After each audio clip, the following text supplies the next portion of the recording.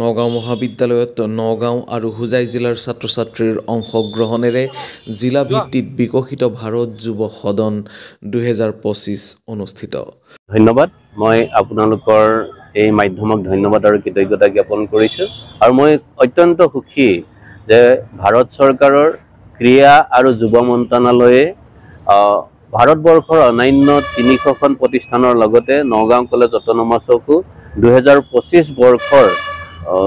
National youth parliament 2025 অনুষ্ঠিত কৰিবৰ কাৰণে আমাক স্বীকৃতি প্ৰদান কৰিছে আৰু আমাক বিশেষকৈ নগাঁও আৰু হুজাই জিলা সামৰি district level Viksit Bharat youth parliament অনুষ্ঠিত কৰিবৰ কাৰণে স্বীকৃতি প্ৰদান কৰিছে আৰু সেই অনুসাৰে আমি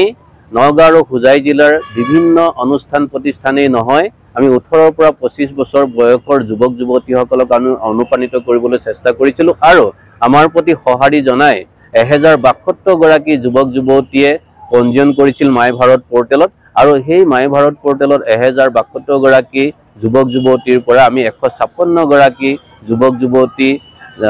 জিলা পৰ্যায়ত district level Viksit Bharat youth parliament 2005 for Nagaon and Hojai ডিষ্ট্ৰিক্টৰ কাৰণে আমি নিৰ্বাচিত কৰি 21 আৰু 22 মাৰ্চ 2025 বৰ্ষত আমি দুদিনীয়াকৈ এই বিকশিত ভাৰত ডিষ্ট্ৰিক্ট পৰ্যায়ৰ ইউথ পাৰ্লিয়ামেণ্ট কম্পিটিশ্যন অনুষ্ঠিত কৰিছোঁ আৰু মই সকলোকে ধন্যবাদৰ কৃতজ্ঞতা জ্ঞাপন কৰিছোঁ আৰু এই বিকশিত ভাৰত যি বিকশিত ভাৰত ইউথ পাৰ্লিয়ামেণ্টৰ মূল উদ্দেশ্যই হৈছে আমাৰ যুৱক যুৱতীসকলক এখন সুন্দৰ প্লেটফৰ্ম দিয়া আৰু এই প্লেটফৰ্মৰ জৰিয়তে যাতে আমাৰ ছাত্ৰ ছাত্ৰীসকলে এখন উন্নত ৰাষ্ট্ৰ নিৰ্মাণ আৰু এখন সৰ্বাংগ সুন্দৰ ৰাষ্ট্ৰ নিৰ্মাণত নিজৰ অৰিহণা নিজৰ বক্তব্যৰে তেওঁলোকে অৰিহণা যোগাব পাৰে সেইটোৱে ইয়াৰ মূল উদ্দেশ্য। হয় হয় মই জনাবলৈ পাই সুখী হৈছোঁ যে আমাৰ আজি এই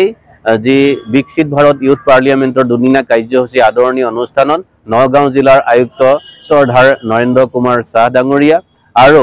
মুখ্য অতিথি হিচাপে আমাৰ উপস্থিত আছিল নগাঁৱৰ সদৰ সমষ্টিৰ প্ৰাক্তন বিধায়ক আৰু অসম চৰকাৰৰ প্ৰাক্তন মন্ত্ৰী গিৰীন্দ্ৰ কুমাৰ